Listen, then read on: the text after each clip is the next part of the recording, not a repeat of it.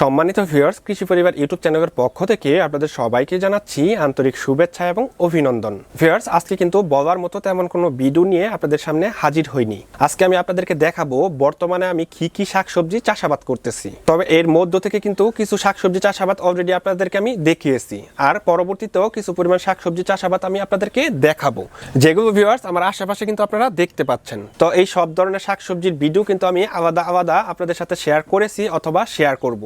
Viewers, এই জায়গায় কিন্তু আমি কিছু পরিমাণ শাকসবজি টবে লাগিয়েছি, আবার কিছু পরিমাণ শাকসবজি সিমেন্টের বস্তায় লাগিয়েছি, আবার কিছু পরিমাণ শাকসবজি কিন্তু মাটিতেও লাগিয়েছি। কিছু শাকসবজি আমি রাসায়নিক সার দিয়ে চাষ করতেছি, কিছু শাকসবজি কিন্তু আমি জৈব পদ্ধতিতেও চাষ করতেছি। আপনারা এক একজন এক এক রকমের ভাবে ভিডিওগুলো দেখতে চান, আপনাদের মতামতের উপর ভিত্তি করেই কিন্তু ভিউয়ার্স আমি বিভিন্নভাবে এই শাকসবজিগুলো চাষ করে আপনাদেরকে দেখাচ্ছি।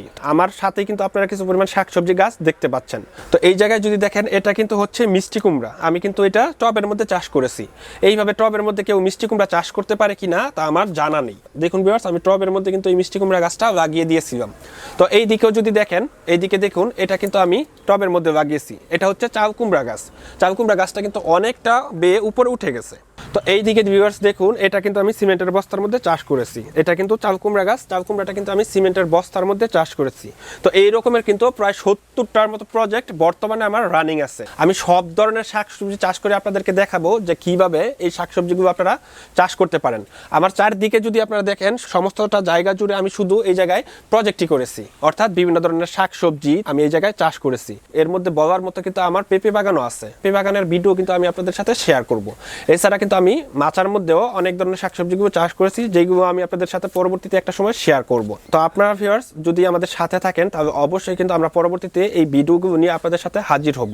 আজকে জাস্ট আমি আপনাদেরকে দেখাচ্ছি যে আমি কি প্রজেক্ট বর্তমানে করতেছি। এই জায়গায় কিন্তু বলার মতো অনেক ধরনের প্রজেক্ট আছে। তার মধ্যে অন্যতম হচ্ছে লাউ, শসা, ঝিঙ্গা, মিষ্টি কুমড়া, চাল কুমড়া, বরবটি, এছাড়াও আছে কাঁকরোল, তারপরে ঢেঁড়স, এর সাথে সাথে আরো আছে পুঁইশাক, মরিচ। তো অনেকগুলো নাম কিন্তু বর্তমানে আমার মনেও নেই, কারণ এত পরিমাণ শাকসবজি আমি চাষ করতেছি যেগুলো সবগুলো মনে রাখাটাও কষ্টকর। দেখুন, আমি কিন্তু সিমেন্টের বস্তার মধ্যে ধুন্দুল গাছ লাগিয়ে দিয়েছি। ধুন্দুলের কিন্তু একটা নির্দিষ্ট সময় পরে আমি ভালো একটা ফলন পাবো আশা করতেছি। তো এইদিকে দেখুন, আমি এই জায়গায় কিন্তু ঝিঙ্গে গাছ লাগিয়ে দিয়েছি। তো আমি সিমেন্টের বস্তার মধ্যে ঝিঙ্গে গাছটাও লাগিয়ে দিয়েছি। আশা করি কিছুদিনের ভিতরে ফলন পাবো। এই সমস্ত ভিডিওর ফুল ডিটেলস দেখতে হলে কিন্তু অবশ্যই আপনাদের কৃষি পরিবারের সাথেই থাকতে হবে। ভিউয়ার্স, এইদিকে দেখুন, এই জায়গায় কিন্তু আমি কাঁকরোলের গাছ লাগিয়ে দিয়েছি। তো কাঁকরোল গাছটা কিন্তু অনেকটাই বেড়ে যাচ্ছে। এটা আমি টবে লাগিয়েছি। এইদিকে কাঁকরোল গাছ আবার আমি সিমেন্টের বস্তার মধ্যেও লাগিয়ে দিয়েছি। দেখুন।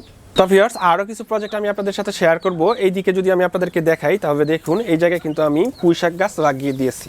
এই পুঁইশাক গাছটা কিন্তু আমি টবের মধ্যে লাগিয়ে দিয়েছি। দেখুন কত সুন্দর পুঁইশাক ধরেছে। সেম ভাবে কিন্তু আমি পুঁইশাকটা আবার ওইদিকে বস্তার মধ্যেও লাগিয়েছি। ভিউয়ার্স দেখুন, এই জায়গায় কিন্তু আমি সিমেন্টের বস্তার মধ্যে পুঁইশাকও লাগিয়ে দিয়েছি। পুঁইশাকের কিন্তু ভালো একটা ফলনও পেয়েছি। আমি কিন্তু এই পুঁইশাকের ভিডিওটা অলরেডি পাবলিশ করেছি। তো এইদিকে যদি দেখাই, দেখুন, এই জায়গায় কিন্তু আমি ঢেঁড়স গাছ লাগিয়েছি। এই ঢেঁড়স গাছটা কিন্তু অনেক সুন্দর পরিমাণ ঢেঁড়স ধরবে, কারণ দেখুন এই যে কি পরিমাণ ঢেঁড়স অলরেডি আসতেছে। ভিউয়ার্স, এই ঢেঁড়স গাছগুলো কিন্তু আমি টবে লাগিয়েছি। দেখুন এইদিকে। তো এছাড়াও কিন্তু আমি এইদিকে ঝিঙ্গে গাছ লাগিয়ে দিয়েছি, যেটা টবের মধ্যে লাগিয়েছি। ঝিঙ্গে গাছের মধ্যে কিন্তু অনেক সুন্দর একটা ফলন ধরবে আমি আশা করতেছি। ভিউয়ার্স, এইগুলো ছাড়াও কিন্তু আরও কিছু প্রজেক্ট আছে যেগুলো আমি আপনাদের সাথে এখন শেয়ার করব। দেখুন, এই জায়গায় কিন্তু আমি পুঁইশাক, বীজ থেকে পুঁইশাক লাগিয়েছি। টবের মধ্যে কীভাবে পুঁইশাক লাগাতে হয় সেটার ভিডিও কিন্তু আমি খুব শীঘ্রই আপনাদেরকে দিব। ভিউয়ার্স, এইদিকে যদি লক্ষ্য করেন, তাহলে দেখুন এই জায়গায় কিন্তু আমি করবা গাছ লাগিয়ে দিয়েছি। টবের মধ্যে কিন্তু আমি করবাটা চাষ করতেছি। দেখুন, তো করবা গাছটা কিন্তু অনেকটাই বড় হয়ে গেছে। এইদিকে ফুলও ধরতেছে। আশা করি কিছুদিনের ভিতরেই আমি ফলন পাবো। এইদিকেও যদি দেখাই, তাহলে এইদিকে দেখুন, এই যে এই জায়গায় কিন্তু আমি বেগুনটা চাষ করেছি।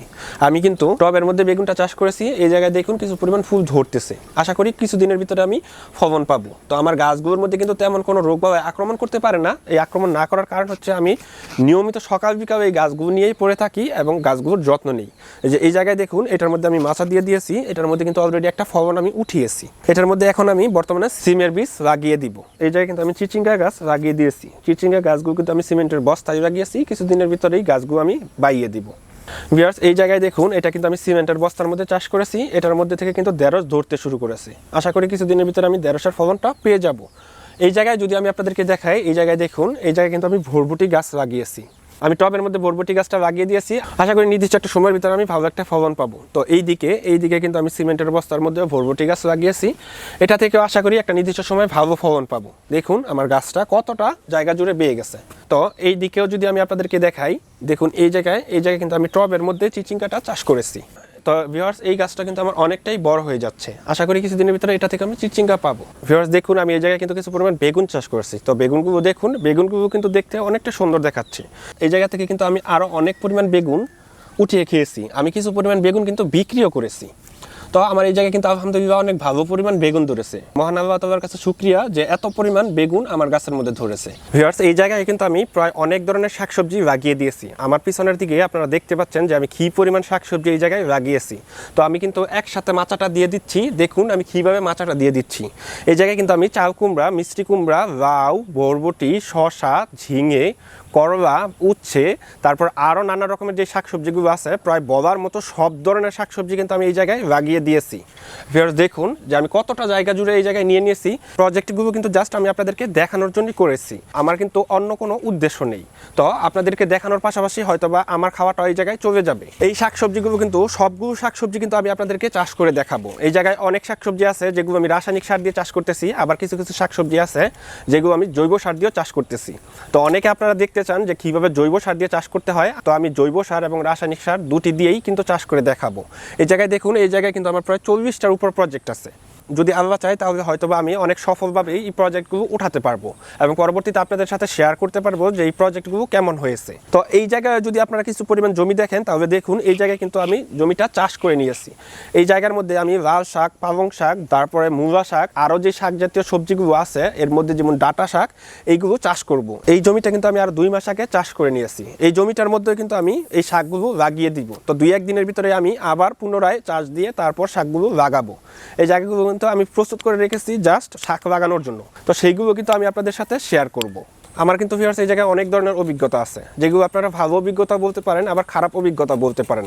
তবে আজকে কিন্তু আমি আপনাদের সাথে কিছু অভিজ্ঞতা আমার শেয়ার করব। এই ভিডিওগুলো করতে গিয়ে কিন্তু অনেক সময় আমি অনেক রকমের বাধার সম্মুখীন হই।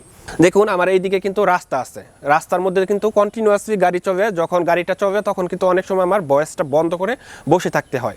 আবার আমি যদি এই ভিডিওগুলোর ভয়েস পরবর্তীতে দিতে যাই তাহলে এত প্রজেক্টের ভিডিওর ভয়েস দিতে আমার কিন্তু অনেকটাই হিমশিম খেয়ে যেতে হবে। সরাসরি আমি আপনাদেরকে দেখাচ্ছি, সাথে সাথে আমি ভয়েসটা দিয়ে দিচ্ছি। ভয়েসটা দেওয়ার কারণে কিন্তু আমার জন্য কিন্তু অনেকটা সুবিধা হচ্ছে। ভিউয়ার্স দেখুন, এই যে দেখুন এখনই কিন্তু আমার এই জায়গা দিয়ে একটি গাড়ি যাচ্ছে। ভয়েসটা দেখুন এখন শুনতে কেমন লাগতেছে, ভয়েসটা কিন্তু অবশ্যই শুনতে কিন্তু অনেকটাই অড লাগতেছে। তাই যখন গাড়িটা যায় তখন কিন্তু আমার ভিডিওটা আমি বন্ধ করে বসে থাকি, আবার গাড়িটা যাওয়ার পর কিন্তু আমি ভিডিওটা শুরু করি। তো এই ব্যতীত কিন্তু আরও অনেক সমস্যা আছে। আমার পাশের বাসা আছে, যে পাশের বাসার মধ্যে সকাল থেকেই কন্টিনিউয়াসলি কথা শুরু হয়ে যায়। ওরা আসলে ওই রকমের বুঝতেই পারে না যে এই জায়গায় আমি কাজ করতেছি। 5 মিনিটের কাজটা আমি প্রায় 50 মিনিটও শেষ করতে পারি না। এটা হচ্ছে আমার খারাপ অভিজ্ঞতা। আমার ভালো অভিজ্ঞতা বলতে আপনারা যখন একটা ভিডিও দেওয়ার সাথে সাথে ভালো পরিমাণ রেসপন্স করেন, তার সাথে সাথে ভালো কিছু কমেন্ট করেন, এমনও অনেক ভিউয়ার্স আছে যারা আমাকে ছেলে বলেও সম্বোধন করে, অনেকে আছে আমার ভাই বোনের মতন। তো তারা যখন আমাকে সাপোর্ট করে, আমার পাশে থাকে, তখন কিন্তু আমার এই কাজগুলো করতে আরও বেশি অনুপ্রাণিত হই। ব্যক্তিগতভাবে আমি কিন্তু অনেক সময় এই কাজগুলো নিয়েই পড়ে থাকি।